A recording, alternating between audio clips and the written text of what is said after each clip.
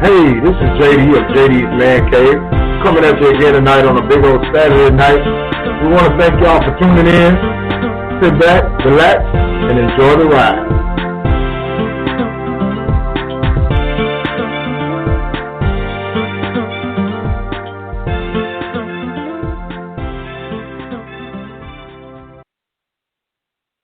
Hey, what's going on, y'all? This is JD of JD's Man Cave.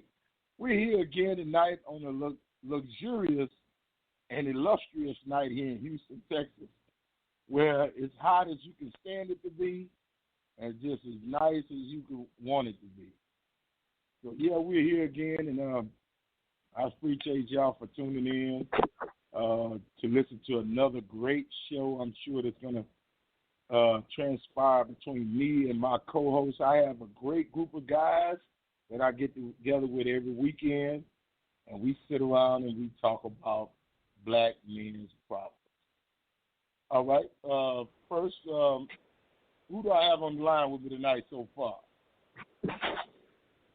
Now, KJ right here. Can you hear me? Oh, yeah. What's happening, Reverend KJ? How you doing, big dog? I'm good, baby boy. I'm good, big homie. Cooling. Oh, that's what's up. Hey. All right. Well, hold on just one second. Let me see what else we got on the line with us tonight, KJ. You got Colonel Wayne on the line with you. Hey, Colonel Wayne on the line. We got our resident country boy, Kenny Wayne, on the line with me tonight. Boy, look here. I show you the respect that you bring to the show, Kenny Wayne. I want you to know that, brother. And thank you. I think that's it so far, y'all. It's going to be me, you, and Kenny Wayne so far, KJ. That's what's up. Man, look here, sound man. Like a winner to me. Yeah, sound like an all-star cast to me, baby. That's all I can tell you. Mm-hmm. Hey, look here, we make the most of what we got, because we got a lot, baby. And this is all we can do. Yeah, but, man, look, let me tell y'all something, man. It's been a great week for me. I don't know how the week has been for you guys, but man, I'm not even being real concerned about the way the country is handling this COVID-19 situation, because let me tell you something, man. These people have no course of action, no plan set up to really combat this situation, man.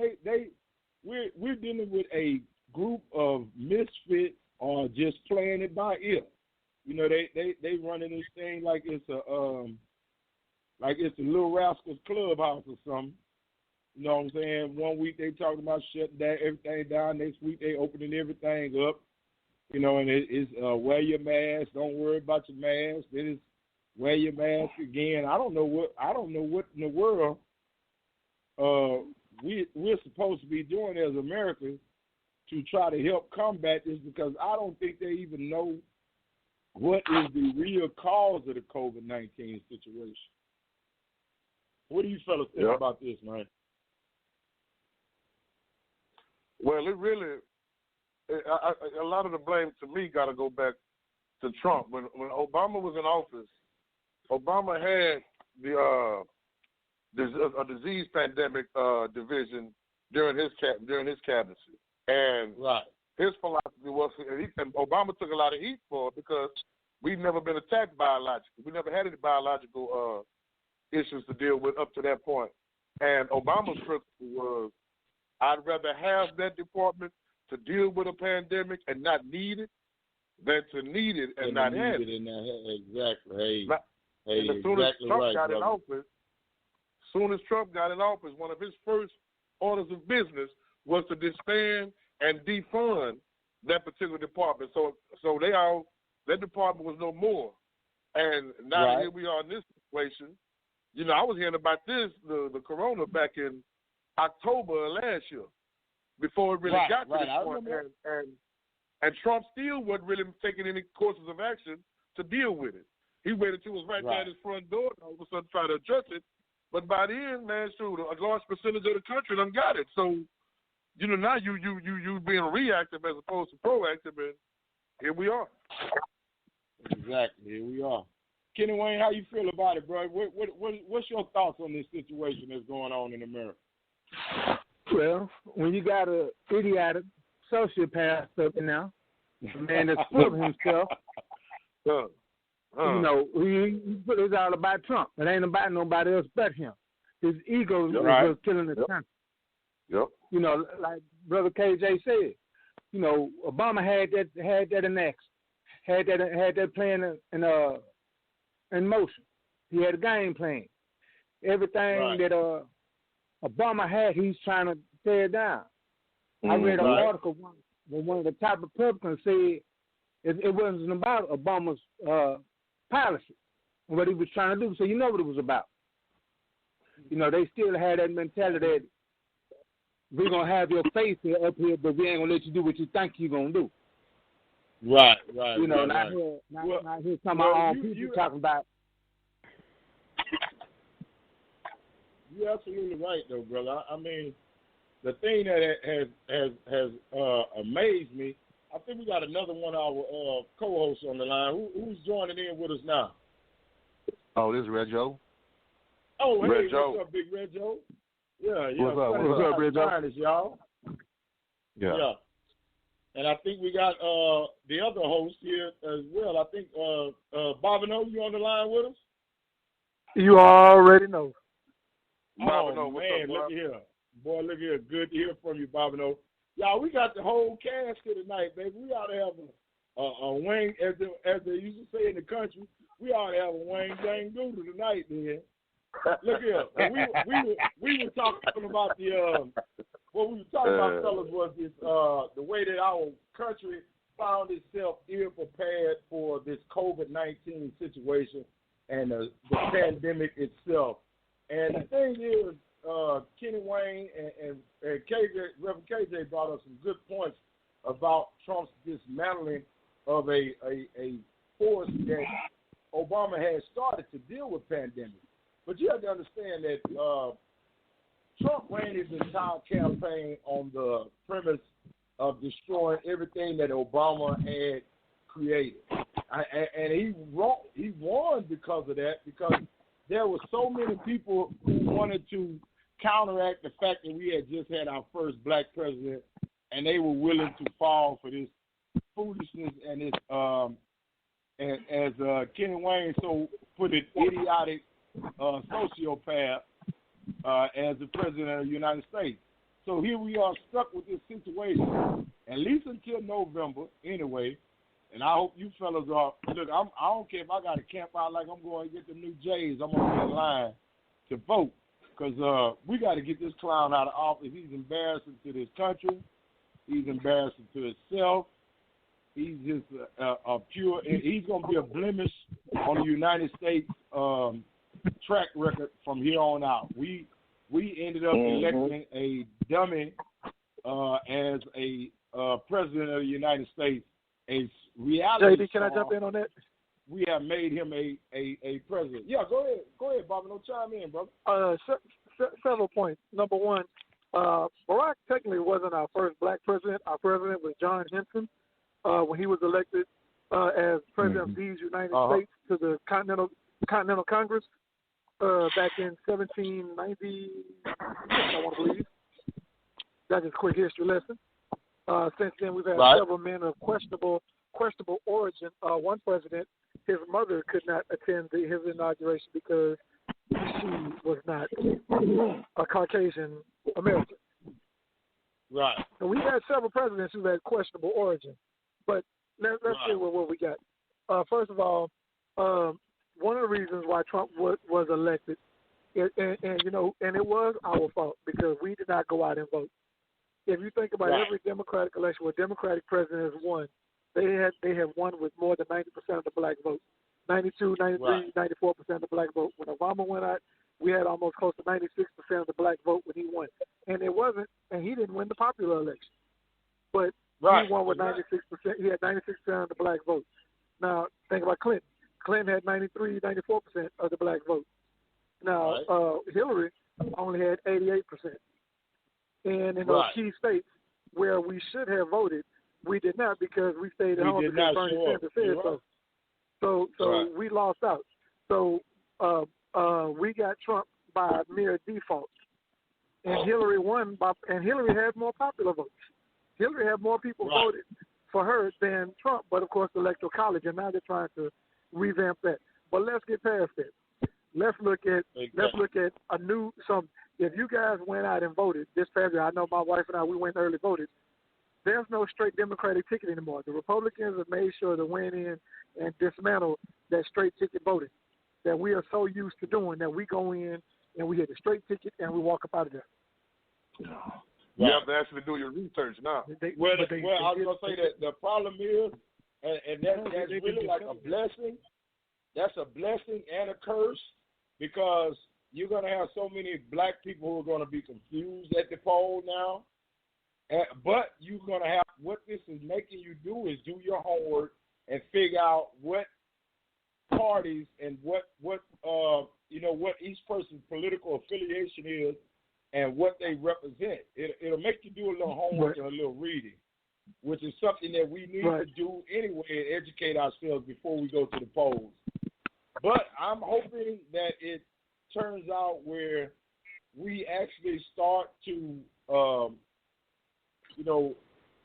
what they say, hopefully we start to study who our candidates are and what their proposals and what they are for and what they're against. And we start voting some people in there who have the black agenda as their forefront to help black America instead of just sticking anybody in office. So I hope that's what comes out of the fact that they dismantle the straight ticket voting. I mean, I'm realistic. Yeah, I know. I typically play. I go against the grain pretty much every week. First of all, Hillary wasn't much of a better choice than Trump anyway. The only difference in Hillary and Trump is we know what Trump stands because he don't hide it. Hillary does. She don't refer to us as predators back in the day. So vote for her ain't much different than Trump. She just keep up in her back pocket the way she really feel about us. But with that said, Hold on. KJ, sometimes you can take what somebody say out of context. I mean, you could just take a few words of what someone say and make you think what they think. We don't know exactly what you think. I mean, I'm not really a Hillary fan. Well, that wasn't the only controversial comment she made. I just highlighted that one because that's the one most people familiar with. Yeah, but I'm saying, did you read the whole entire thing that she said, though? I mean, people like to take what somebody say and just make it fit into their narrative. Want me to give you some more quotes that she made? Because I just spoke on that one. It's several policies. It's several policies. The problem is you're going to find something in somebody's past or someone's history of what they said and how someone took what they said out of context and make it into what they want to say. That's the only problem I have. Yeah, true. Okay, true. But that's true. Well, part of it. I'm going to give you additional. Hold on, fellas. We got to talk one at a time so everybody can be heard. KJ, you have the floor right now. Go ahead and say what you got to say. I mean, she's implemented. She's defunded different programs that cater to urban communities. Her urban policies are anti-African American. When she was a senator in New York State, her position. Her position is basically for the wealthy as well. She's implemented several policies in inner cities that defunded after-school programs, which primarily cater to inner-city youth, which primarily is African minorities, not just African Americans, but minorities in general. I just made that one because that's the one that everybody is familiar with. But she's done several things over the course of her political career that indirectly, on the surface, you wouldn't know it, but indirectly affects us in a negative way. But with that said, even if we did, take that aside, the reason why I brought it up anyway was because we talking about Democrat and Republican, but honestly, what are either one of them doing for black people? Because we still systematically oppressed. We still get red line zone. We still get dealt with illegally. We still dealing with police brutality. So, I mean, what are either one of them doing for the black community? Well, let me say this. Let me chime in right quick. Okay, who's that? Who's that? Kenny Wayne? Who The is presidential election. Go ahead, chime in. Go ahead, Kenny Wayne. The presidential election is cool. It affects us, I'm going to say, maybe 40% of our life. The other 60%, it starts at home. the mayoral election, the sheriff, and stuff like that, the governor. Right. That's what really affects them. Because think about I beg to differ. Kenny Wayne. I don't even think it protects. It doesn't affect our day-to-day lives even 40%. I don't think. I think it's much less than that. I mean, personally, that's the way I feel. That the president, the actual president situation affects our day-to-day lives. Probably, I would say maybe 24% of our life. The rest of it, I agree with you, is more about local, state, and local elections. So go ahead. I'm sorry. I was just chiming in that I really don't think it's worth even 40%. But I understand where you're going. Y'all remember when Obama sent the stimulus package to Texas, right? And Rick Perry was governor. He didn't accept it. Trump sent it. Greg Abbott accepted it with open arms. Right. That says a lot. We ain't gonna accept your money, but we're gonna accept his. But then Trump and Abbott, to me, is like Trump and Putin. Right. It's like whatever Trump say, Abbott is going to do. He opened up state. He opened up. He wanted the country opened up. So Greg Abbott, he hurried up right behind him, opened it up. Now he having second thoughts. It's too late. Exactly. It's too late. Trump ain't gonna never have a second thought because he ain't gonna never try to admit to the fact he was wrong about anything.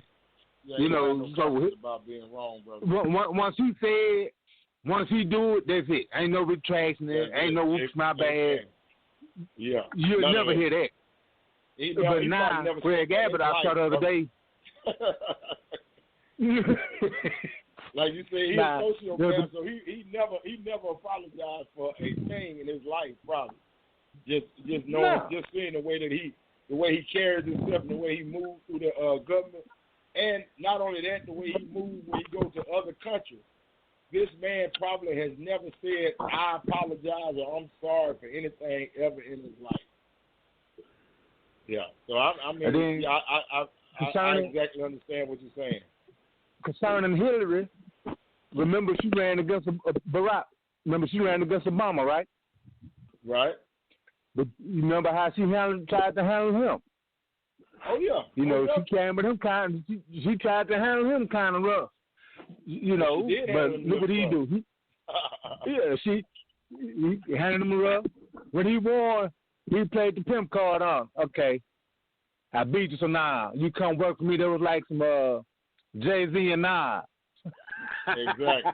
Yeah. Come on. Come on into the cabinet. Yeah. And let me. Yeah, you gonna diss me? Yeah.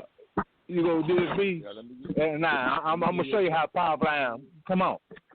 And so, you know, Barack, he ain't no such thing as a perfect politician. You know, he had everybody gonna have their fault. But like that article said, it wasn't about what he was trying to do. It was what they wasn't going to let him do.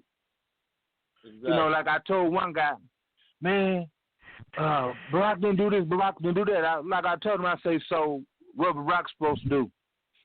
Ought to bring structure back up in the South Park 3rd Ward, Center Side, 5th Ward, and just open the doors, tell y'all, huh?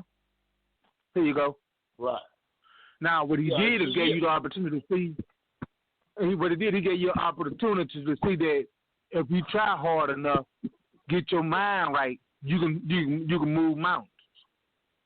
Right. But then I'm about to look at that. You still had that. What have you done for us lately mentality? Now, what have you done for yourself? That's what you should be at. Exactly. You're absolutely right. I agree with you. But see, we have to understand that the president of the United States does not have real power. The president of the United States almost is a figurehead type position. The real power lies in the House and the Senate. You see what I'm saying? And the people, whatever party controls the House and the Senate really controls the government. So that and between the House, the Senate, and then the third branch, which is the judicial system, which is the Supreme Court, which is controlled by the president's appointees that are put on there. And that is a lifetime job. We still have some appointees from some presidents that are dead that are still on that panel. See, so we have to understand what we're dealing with when we're dealing with the political animal. And like you said, our most important elections to us as a people is our state and our local government elections. Those are the ones that we really, really need to do our homework on and concentrate, and we need to really do our, due diligence when it comes to studying who we put in office in these, as far as our state senators, our governors, our judges that we put in place, the state legislators and all that who write the laws, and then you have the judges who interpret the laws and pass the laws out. That's how our kids end up with 25 years for something that they should have got 3 years of probation for. You know what I'm saying? Mm-hmm. Because we did not put the right judges and the right legislators and judicial people in office who will really truly govern them accordingly, not just because of the color of their skin. So we got to get back to understanding that part of our political system that we are, that we end up becoming a victim of because we don't put the people in place that can help us. We just stick people and let people get in office because we don't go out and vote for judges and all of those different legislators that can help, ease the pain of the black community and won't have Junior in jail for 20 years for something he should have did 20 months for. You know what I'm saying? So we got to get to that part of understanding what we're dealing with this political animal that we have to deal with. But that's enough about that. Let's move on to the next. I want to talk about the problem. I mean, I know it's something that we have to bring up every week, it seems like, but I just know it's a recurring problem because it happens every week to one of us or two of us or all of us. It doesn't matter. The problem is I want to talk about this police brutality and the black brothers that are being killed, tortured, beaten, wrongly accused, over police in our neighborhoods. Every week this is happening. We have to understand something as black Americans, black men, basically. We have to understand that racism is stemmed from the demonization of the black man ever since you got off the boat over here. Black people have been demonized since they brought us here. In the 1800s, when they pulled us off of those boats, we were demonized right then. We were seen as less than. We were not fit, treated like humans. They fed us when they felt like feeding us. They worked us when they felt like working us. They had sex with us when they felt like having sex with us. We were treated worse than animals at some points and sometimes in our history. But nowadays, they want us to act like this stuff never happened and you should be happy you are equal to us now. We will never, ever be equal to the white society until white society dismantles their own racism. And it's going to take them to dismantle out their racism. We can't do it from the outside. I don't care what kind of protesting, but what kind of marching we do, what kind of songs we sing, all them "We Shall Overcome" songs and all that. That's all fine and dandy. That's to keep our spirits up within our community. But until white people decide that they are going to dismantle the systematic racism, it will continue, it will fester, it will thrive, it will flourish in the United States of America. Because that's what America was built upon. Regardless of what they want to talk about, America was built on the backs and the bloodshed and the racist attitudes that were taken with blacks since they took us off the boat. When they grabbed us off of those beaches over in Africa, stuck us on the boats and brought us over here and took us off the beach here in the United States, there has been racism, there has been demonization, there has been a systematic destructive force toward black people ever since then. And like I said, we can't do anything about it. They are going to have to decide that they are ready to dismantle this system, or it will continue to be a fabric of the United States of America. What do you guys think about that? Man, where to begin? Well, hey, at the beginning, Bobineau, that's all. Hey, look here. The beginning is so far back. You're right. Where do we begin? But I just wanted some insight on how you fellas felt about the systematic demonization of the black man and the racism that has become such an intricate fabric of the United States. Well, first of all, let's look at reasons why a police force was created. The police force that we currently have was derived from the slave catchers. Right, exactly. The people don't understand that the police were used not just to police neighbors, but to police slaves and keep slaves in check. Exactly.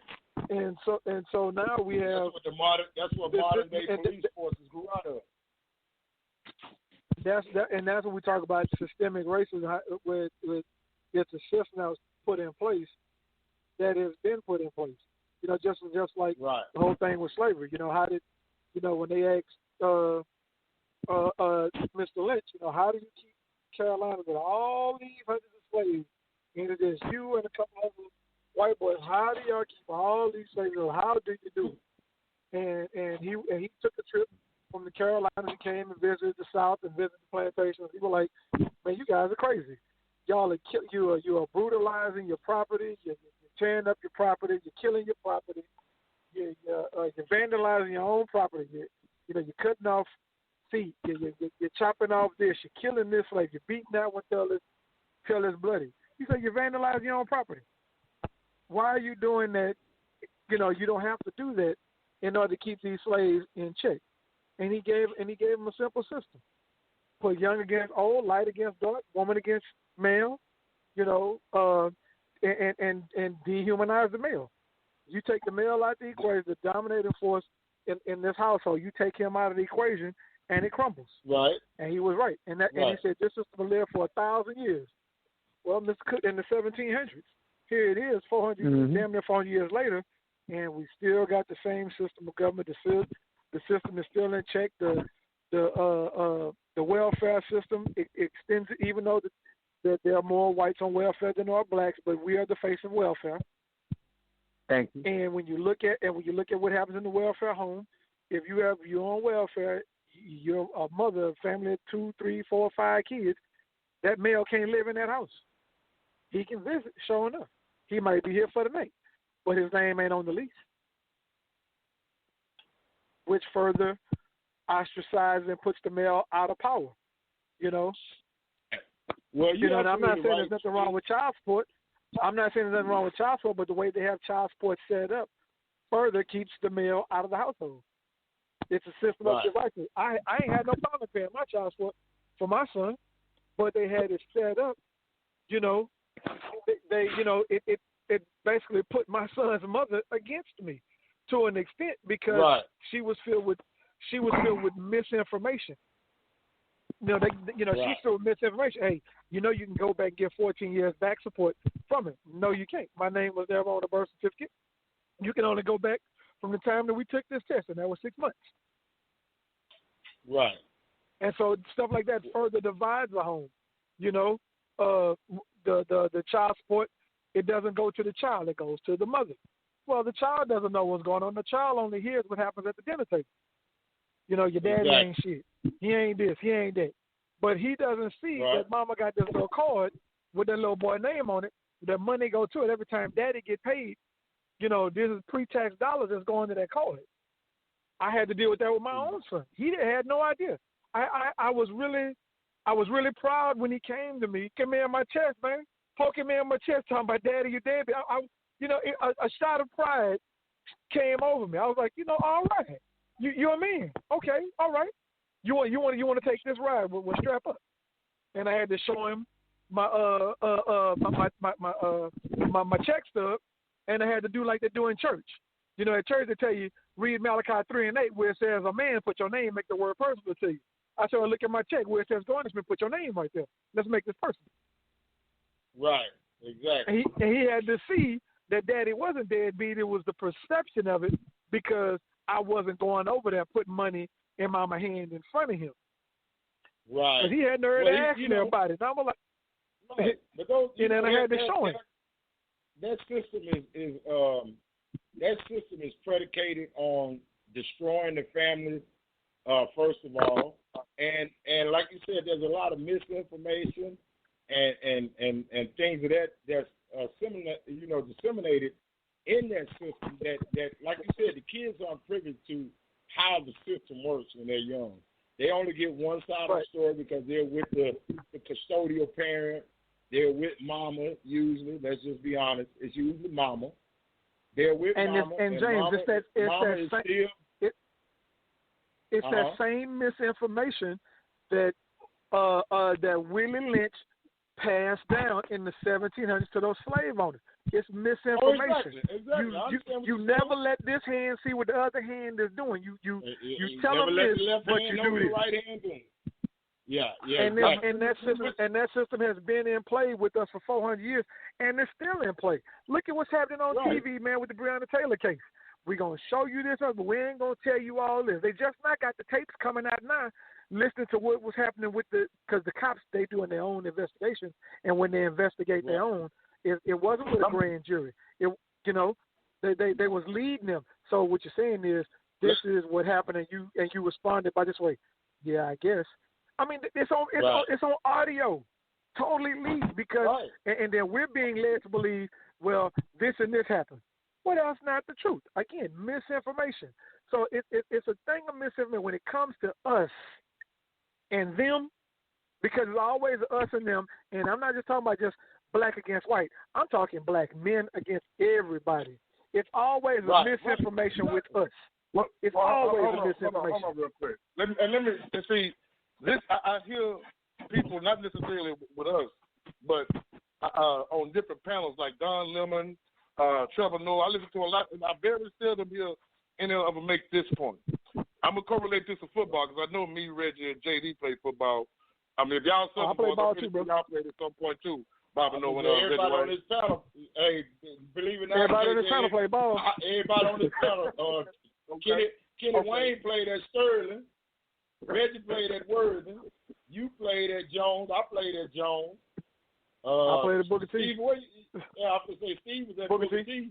So everybody on this panel is a former athlete and football player. So yeah, you got the this is my analogy right here. Oh, yeah. If I'm a quarterback and I'm headed to the line of scrimmage, and it's 3rd and 3, and I see three defensive linemen, one nose tackle and 2 defensive ends, and they spread out, and the players are pass play, and it's only 3rd and 3.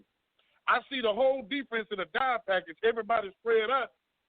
What I'm going to do, I'm going to audible into a running play because ain't nobody in front of my O-line. I got 5 hogs going against 3. Everybody spread out. I'm going to do what I want to do.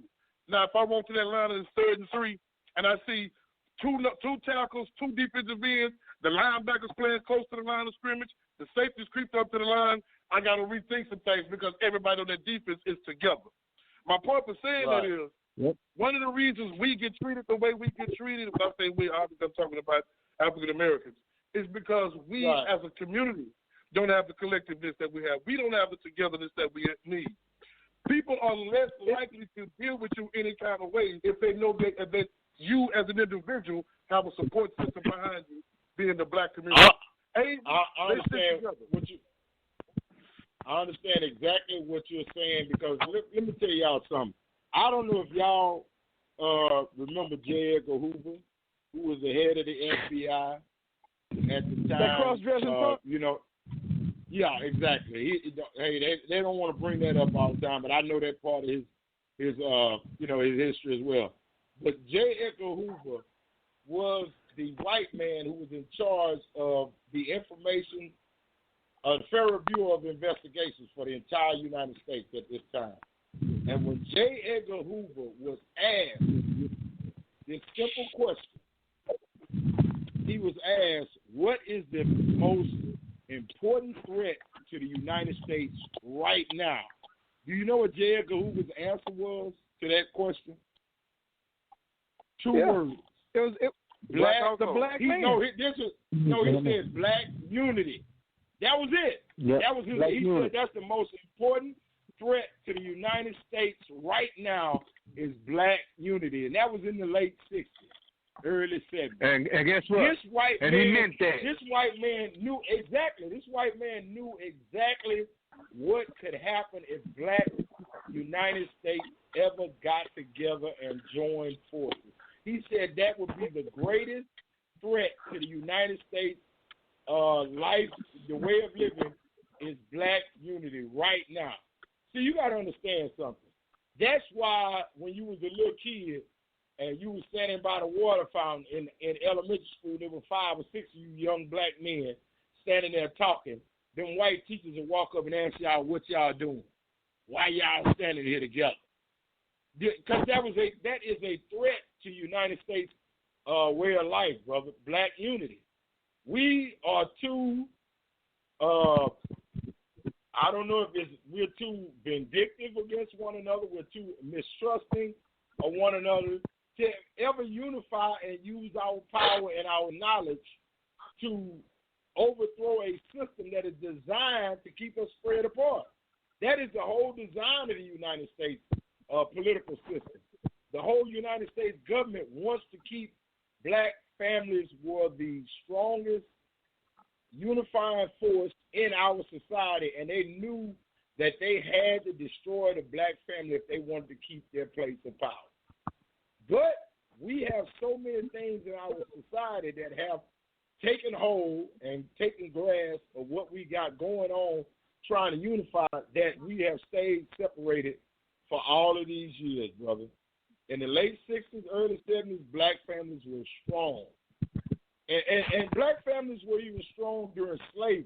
You had black people still getting married and raising families on plantations under the threat of death and persecution. We were still having ceremonial marriages and jumping the broom and putting our families together and living together and growing together.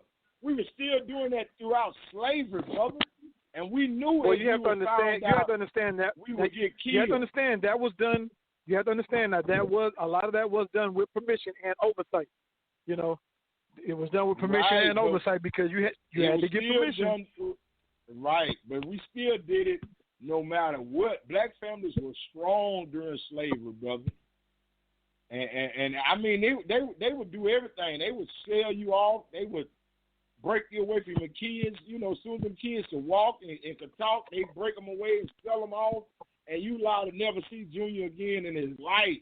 He gets sold 17 plantations away from here.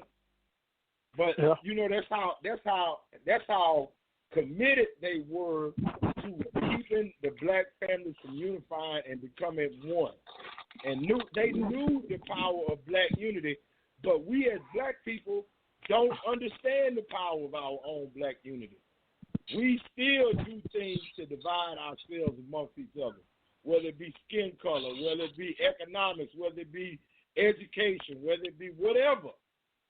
I don't like the way his hair curly, mine nappy.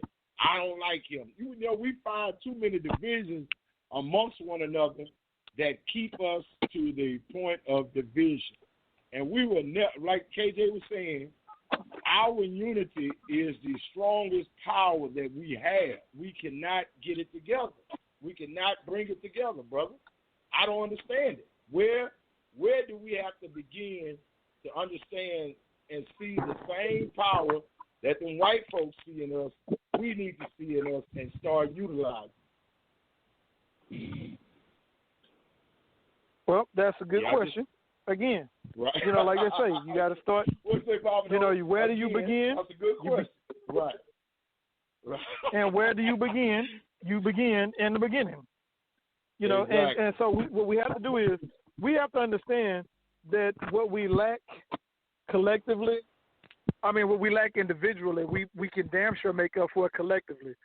Unfortunately, the Willie Lynch syndrome is so far ingrained and embedded.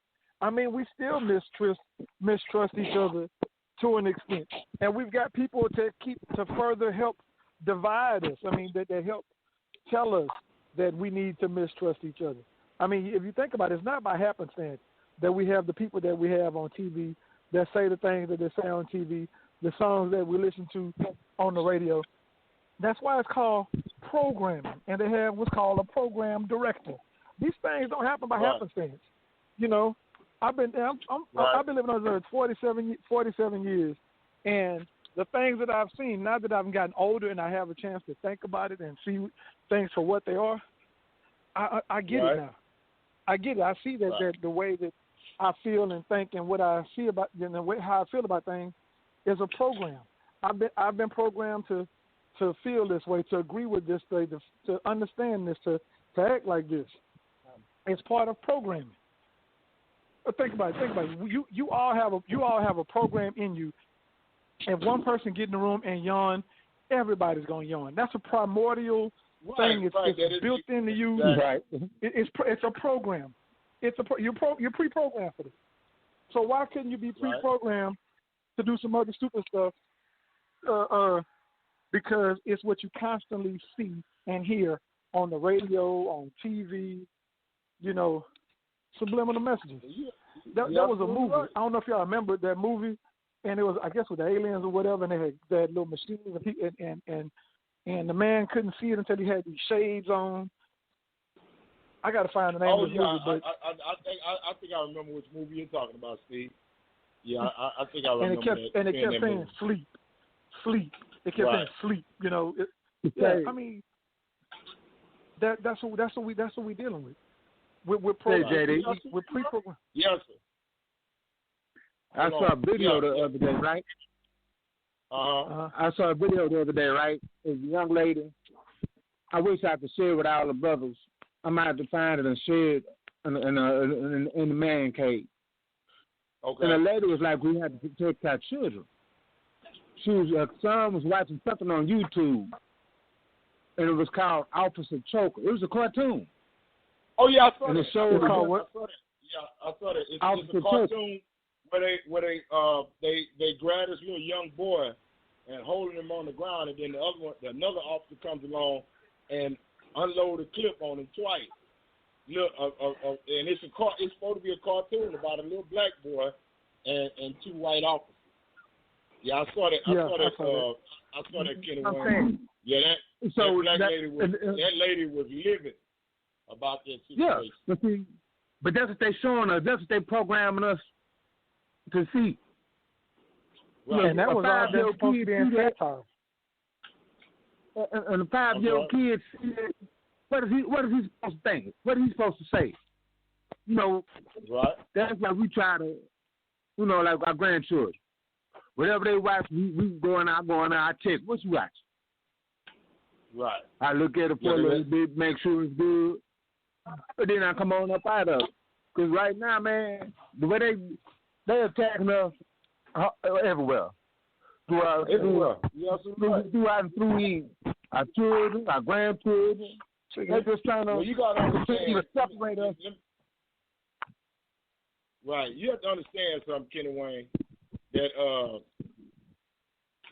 media is just what it says. Multimedia is just what it says. Yeah. It controls like Steve was saying, it controls the mindset, the mood of households, and everything. Why do you think? I don't care what nobody says. I'm gonna change the subject a little bit right now, but I don't care what nobody says. Bill Cosby is locked up because he tried to buy NBC. Oh yeah, they thought NBC. Yeah.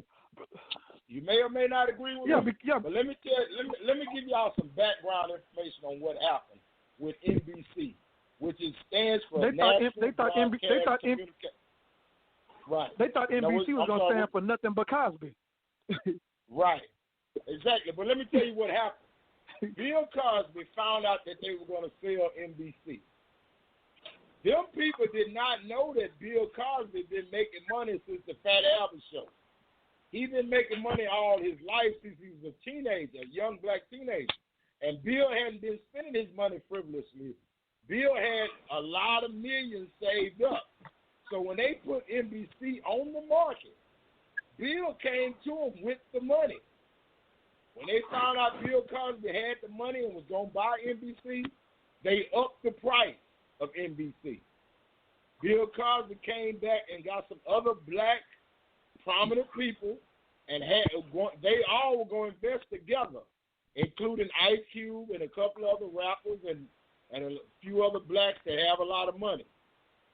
I think Spike Lee was going to be included, and there's going to be quite a few black prominent millionaires. When they found out that Bill Cosby came up with an investment group of all black people that came up with the new price for NBC, they took NBC off the market. It's no longer for sale. Then shortly after they took NBC off the market is when that white woman came out and accused Bill Cosby of something that she admittedly said she took the dope herself in the 60s and had the encounter with Bill Cosby. She never said that Bill Cosby gave her some dope and then had sex with her. She said that she willingly took the dope, which everybody in the 60s was doping, late 60s and early 70s. That was just a way of life. You know what I'm saying? Compared to, it was like us going by some Hennessy. They had heroin and cocaine and syrup and everything else. That was just a part of a Saturday night for them. But I don't care what nobody says. The reason Bill Cosby is locked up as powerful as Bill Cosby is, though, bro. JD, as powerful as Bill Cosby was, as many women as Bill Cosby had and could have got, why would he go after a woman who looked like Richard Simmons? She looked like Richard Simmons. Well, you right. She looked like Bruce. She looked like Caitlyn Jenner before the surgery. Yeah, bro. She looked like Richard Simmons. She looked like Richard Simmons. I don't give a damn what nobody say. She looked like you Google Richard Simmons and Google her and put them side by side. Jay, all I know is, I know real. If she'd have got naked in front of me, it would have never happened. Hey, I'd have called laws on her. You get out of here, man. This white woman lost her mind. She done got naked over here in my house. I need the police at my house immediately, if not sooner. Yeah, I'd have called. But JD, bad built and funny looking as that white girl was. She'd have got naked in my house. I'd have called laws on her. She'd went to jail for indecent exposure. Now, if Bill Cosby was the man that he said he was, doing all that stuff, trying to get women like that, say, man, you mean to tell me Felicia Rashad ain't got a story to tell? Because she was there on the set with him. You mean Felicia ain't got a story to tell? Lisa Bonet don't have a story to tell? Right. Huh? Well, the thing about it is they all even Felicia, what's her name? Tempest. Tempest Bledsoe? Right. Tempest, Felicia, what's Rudy's name? Anyway, Keisha, all of them said the Bill Cosby that they talked about in those indictments is not the Bill Cosby they know.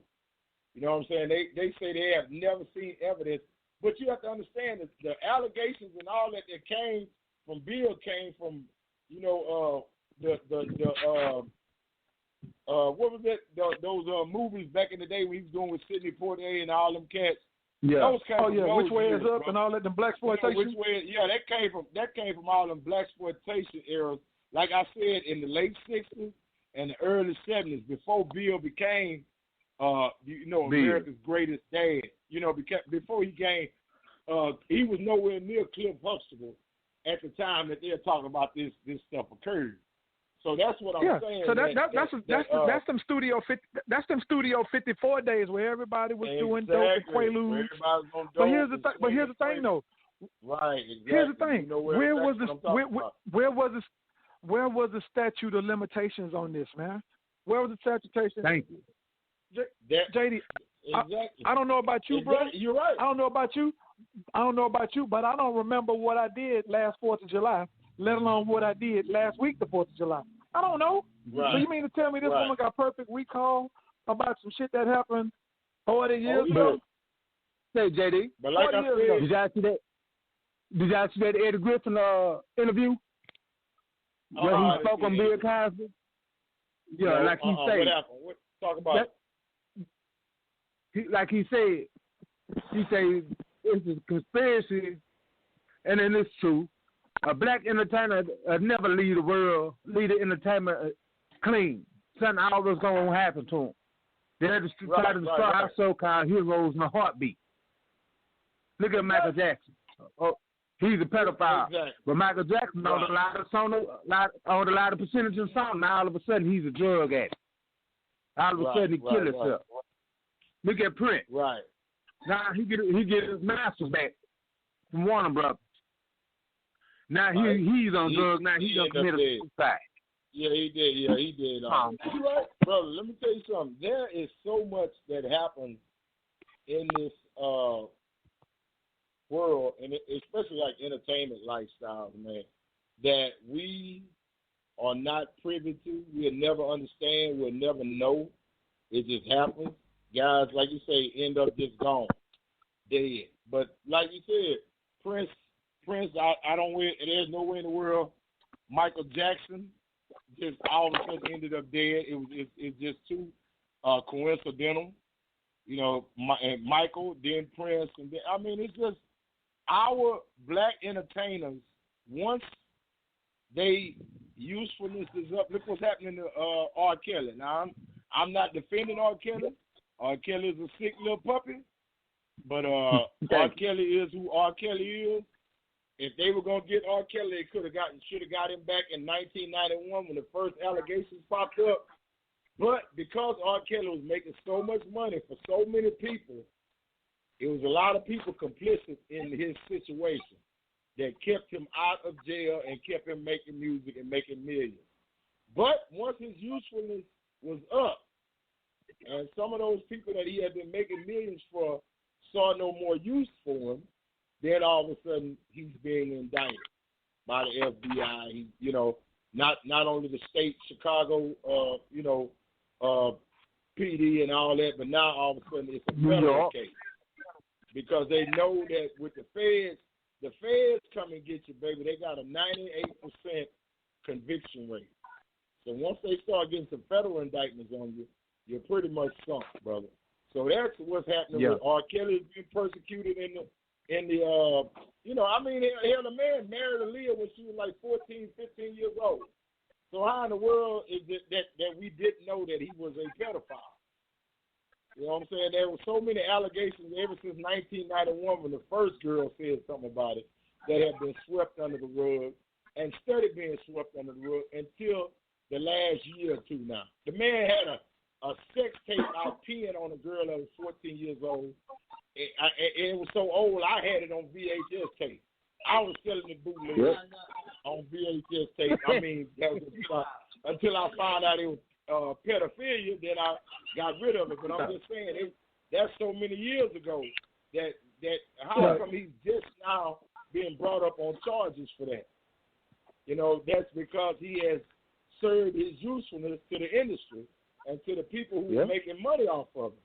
So that's why he's being persecuted like he's been and he's going to go to jail. He's going to get a bunch of time, and he'll probably spend most of the rest of his life in prison. And that's just it. But that is where we are. The person that did it to himself really was Suge Knight. Oh, yeah, Suge was an idiot. That's all I can say. Suge didn't know how to put his behind down and shut the hell up. Yeah, he didn't know how to get out of his way. Exactly. He didn't know how to get out of his own way. Yeah, he wanted to be the tip. He still wanted to be a hood. He still wanted to be a hood nigga. All them times you done went to prison and got out while you still had a little money. You wait to get this old to do what you done. Now you're gonna probably die in there. And then not only that, you killed somebody on tape. You ran over this man back and forth on tape, brother. they notice you, that's your vehicle, they see you driving the vehicle, and then you walk in the court like ain't nothing going to happen to you. Man, are you out of your mind? Sugar's gone for good, baby. Sugar will probably, like you say, he'll probably die in prison. Well, look here, fellas. We've had some heated and controversial topics brought up. I want to commend y'all on the way we handled tonight's conversation. We have about 5 minutes left. I want to give you guys an opportunity to go ahead and sign off and some last second, and I say second, little tidbits you might want to leave the audience with. I'll start off with Big Reggio. I'm going to let you sign off first tonight. Big Reggio? Well, again, this is Big Reggio, Sunnyside, Texas. Fellas, as usual, I enjoy listening to y'all conversation. We're going to have to find a better way to communicate with each other so we all get a chance to speak, because I'm really not getting a chance to say much to you guys and, giving my feedback. I guess the longer we do this, the better it'll be. Yeah, most definitely. Oh, and by the way, fellas, next week I've signed us up to start using a video situation called StreamYard. So we will be able to use that, and we'll be video, and everybody will be face to face next week. So get yourself prepared. I'll be talking to y'all during the week, and we'll get y'all going. All right, Kenny Wayne, go ahead and sign off, baby. All right, man. I really enjoyed this conversation. I had a hiccup earlier, but it was good seeing you today too, JD. Oh yeah, most definitely. Always love. And to the other brothers, man, stay strong, stay prayed up, and don't let them get you down, man. We're going to win. Amen. Already, whether they want us to or not. All right, Steve-O, go ahead, baby. All right, this is Big Steve coming live and direct from South Park to Hiram Clark to Spring, Texas. I want to send a heartfelt. Hey, man, I went to Reverend Nemo's church as a kid. I went to Candy Stripe Academy with Miss Mayfield on MLK. I grew up in the Burgundy Apartments off of 610 and 45. You know what I'm saying? I grew up, so I want to send a shout out to my son Malcolm, my oldest son. His grandmother passed away early this morning. She was the matriarch of the family. So I want to send a shout out to my son Malcolm King and his family. Thank you, man. Right. It's some hard, especially in this time, to deal with. I'm just praying for his strength, and I hope and pray that my brothers in Blog Talk Radio, man, will keep my son and his family uplifted in this time of need. I thank you and I appreciate you. All right. And these men have blessings. I ask in Jesus' name, amen. Amen. All right, Reverend KJ, it's only appropriate that we talk to Reverend KJ as the last one. You go ahead and sign off, brother. Man, I just wanted to say it's 5 fingers to a fist, man. The quicker we come together, the harder we can hit. Love hearing y'all fellas too. Exactly. All right, love you, bro. Hey, man, again, this is JD, JD's Mancave, and I enjoyed tonight's conversation, fellas. It's always full of intellect and dialect. So I appreciate y'all, man, and like I said, next week we're going to use a different format, so hopefully we can get this thing together and get it as smooth as possible. But I love y'all, appreciate y'all, man, and I'll see y'all later this week. Take care, brother. Y'all have a good one. All right, you too.